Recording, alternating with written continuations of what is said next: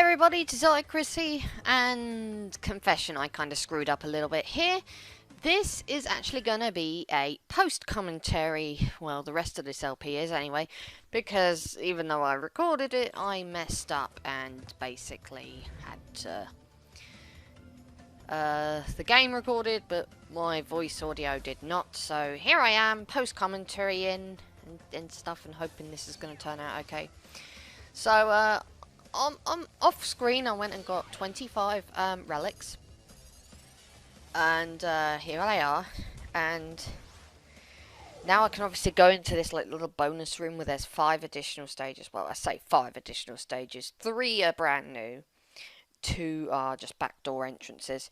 And today we're going to be tackling one of the brand new stages, Ski Crazed, and 2 of the two backdoor entrances. So yeah, this is Ski Crazed. I don't really have a whole lot to say about this. It's definitely way more challenging than Making Waves or Tell No Tales. Don't know if I would say it's about as tough as Hot Cocoa, but Hot Cocoa's challenge... Jesus. Hot Cocoa's challenge was like more for a different reason. Like, because it was a sandbox. Whereas this is very much a... It's very straightforward. It's just like the others. It's very straightforward. You're going through a level, and that's really all you need to know about that. So, we're going to smash through some boxes, get all these boxes, because I want to get all the gems. But yeah, I don't have a whole lot to say about this one. Like I said, there can be some tricky moments here and there. But on the whole, I don't find it that bad. Quite enjoyable. But then again, you know, I've never really found the controls and such in this in the remake to be that bad. I've just never understood it at all. I've always thought they would, you know, I can see the complaints, but it just never bothered me personally. Kind of handles how I would expect a thing to handle, and I died again. Of course I did. But editing! I suppose that's an advantage. I did edit all this before I went into actually doing the commentary over it, because that would have been a pain in the butt if I hadn't edited it beforehand. My son did have interest in joining in, but then he kind of like changed his mind, so it's probably just as well. Yeah, that's kind of very off topic, but I just kind of felt like throwing it in there, because, yeah. I do like this level, though. It's fine. There's nothing really wrong with it. So, here's the thing, guys. When I went for the relics off screen, I did not get all of them. Which means that... Oh, excuse me. I'm a little bit tired.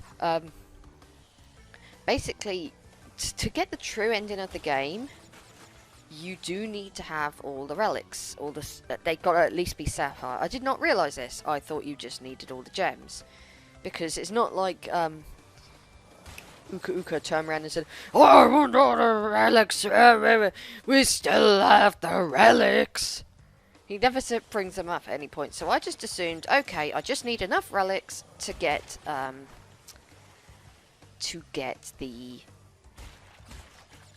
gems, the rest of the gems that I need.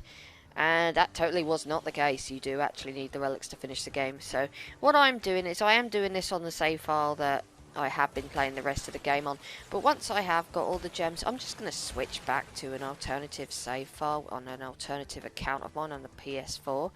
And yeah, I am not going through that again. Oh, as far as relics go, not all of them are that bad, but there are a few that just really... I really could not stand getting. I don't particularly like getting the ones in the water levels, but for me the worst offender is definitely got to be What's the name of the one in this the second water level? And oh Jesus, okay, back to position. Oh God, I forget what it's called. The second water level. Let's just go with that because my brain is like half dead at the moment, and I don't know. I've forgotten what it's called. But yeah, hated getting the relic on that one on my first playthrough, so I didn't bother with this. I would sooner do hot cocoa again, and that is exactly what I did. Like, yeah, hot cocoa kind of sucks, but I would take it over that. Because I am dreadful at water levels.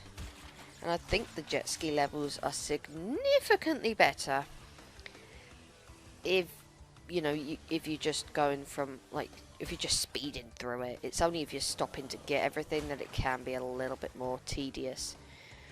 And that's really, like, where I stand on that. So, yeah. No, I did not do the tricking hot cocoa. That would get me the relic in like 1 second because I could not pull it off because I suck. Like, I know how to do it. I know, like, I get the gist of it, but I just could not pull it off. So I just went, you know what? I don't care enough. It can be a sapphire. I am more than okay with that. I just want 25 relics. That was my mindset. Oh, excuse me. Oh, I do apologise for the yawning. It's not even late. It's like 6:45 in the evening. So, now it's time for back doors.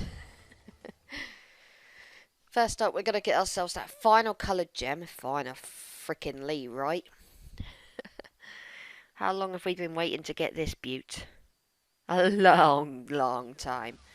So, I have no qualms about using the bazooka because I have it.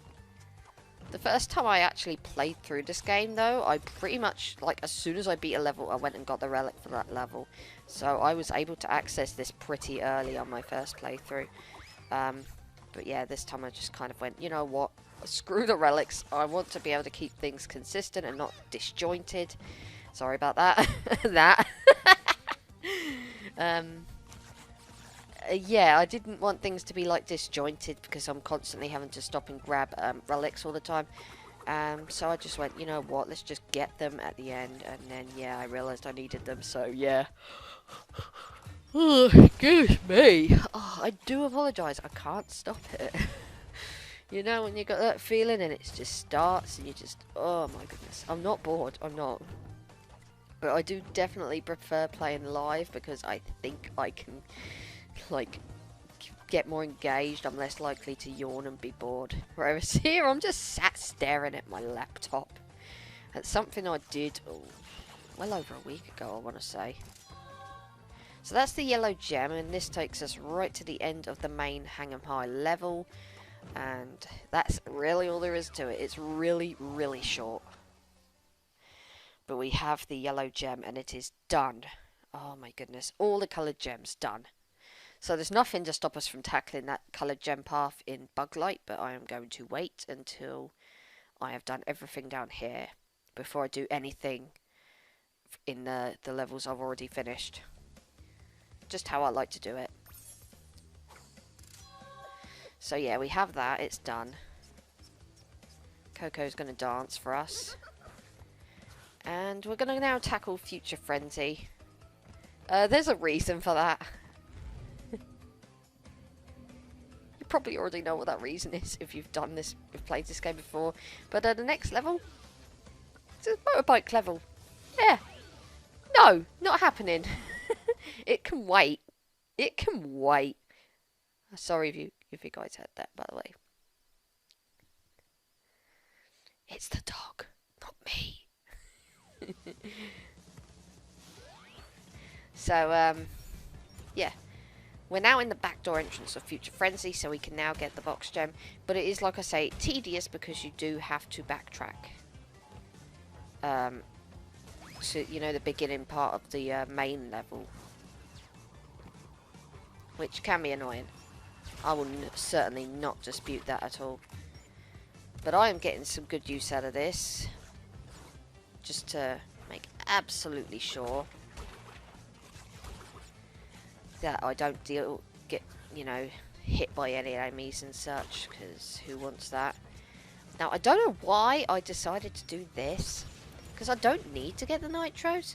I mean, I suppose if it's just to get them out of the way so that I don't take damage, but it's not like I'm going to be backtracking here, so I don't know why I did that. There is a box at the end that destroys all the nitros, so there was really no need for me to do it at all. Oh well, it's done, and I do it for most of the level, and then I kind of get to a point where I'm just kind of like, oh wait, there's a thing that I can, yeah, I don't need to do this. So yeah, I think this path is definitely a lot tougher, because there was a little bit tighter in terms of platforming there. But yeah, this is the only way I'm getting everything in this level. I want to make sure I get rid of all those UFO guys, because I don't like them. You like them, I don't like them. Okay, to be fair, that nitro box would be better to get out of the way, because it's kind of just hanging in the air, and all it would take was for me to jump really awkwardly and I would crash right into it, because I would totally do that, because I fell at life. So yeah, that's the gem you get for taking this alternative route. And now for the actual box gem itself. Yay! So we have to head backwards. So if you don't like that, it's tough cookies. It's what you gotta do. Just like make sure you take out all the enemies just to make your life a little bit easier. Because you don't want to have to deal with them on the way back for certain.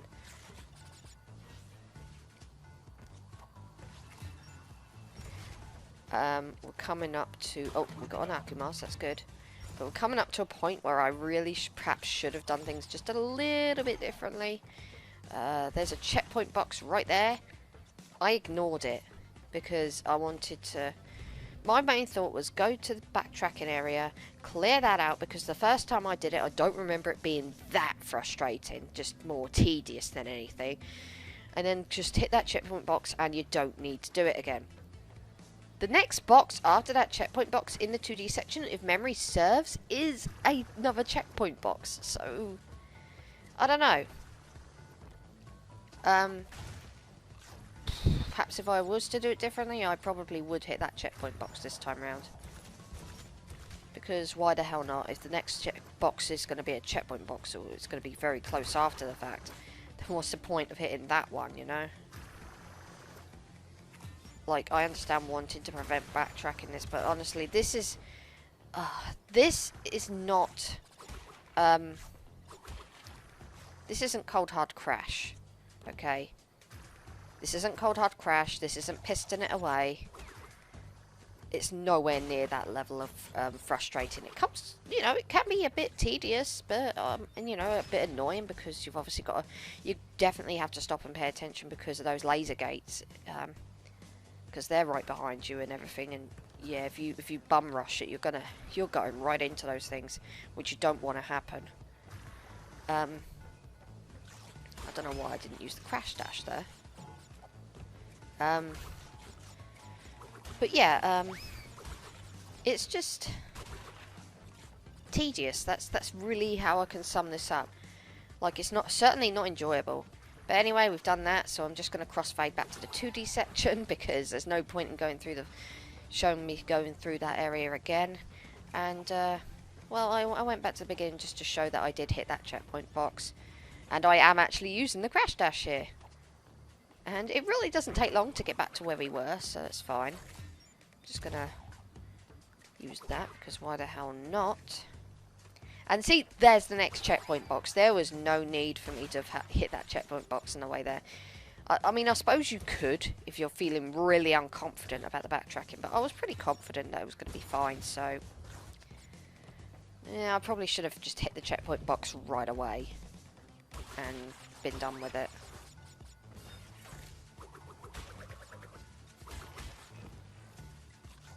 really don't have a whole lot to say. It's Future Frenzy. Everything that's new we've already seen now, so this is all old territory here. Got to take out the TNT boxes. Probably best to make sure they blow up before you set foot on the on this platform, and definitely make sure you step on the platform, that you don't miss it entirely like I did on my first playthrough. I had to do this stage twice because the first time through it I missed the bonus platform. No word of a lie, I was frustrated like no one's business when I realised that that's the reason I messed up and missed so many boxes. A backtracky level is not one you want to do again. Luckily I have my bazooka for this, because if I did not, I would be screwed. I would have to jump and kill myself. Well, you're not really killing yourself if you're in a bonus stage, you're just jumping off the edge and resetting it. So yeah, they're gone. On my first playthrough as well, when I did eventually do that, I missed. I got in it before they blew up, and I ended up having to blow them up again. So yeah, I'm just a bit paranoid. So this is the point where I was like, I could blow this up, but I don't actually know. I don't need to, because there is a box that I can just smash to destroy all my nitros. And we'll be golden. So yeah, I wasted my time smashing all the nitro boxes prior to that point. And just gonna blow you up. And there it is. Easy peasy. And that's Future Frenzy. Finally finished. Holy moly, that all started with Fs. Oh my goodness. That's amazing. But yeah, that's another level knocked out. And there is, I think, 2 more parts to come. And then we've finally finished Crash 3. So yeah, we're gonna end it off here. Get these 2 crystals, gems. And I'll see you guys next time. Toodaloo. Once I've entered the level, that is. Apparently I didn't edit this out. I didn't save this till the next part for some reason, I don't know. But yeah, see you guys next time in Area 51.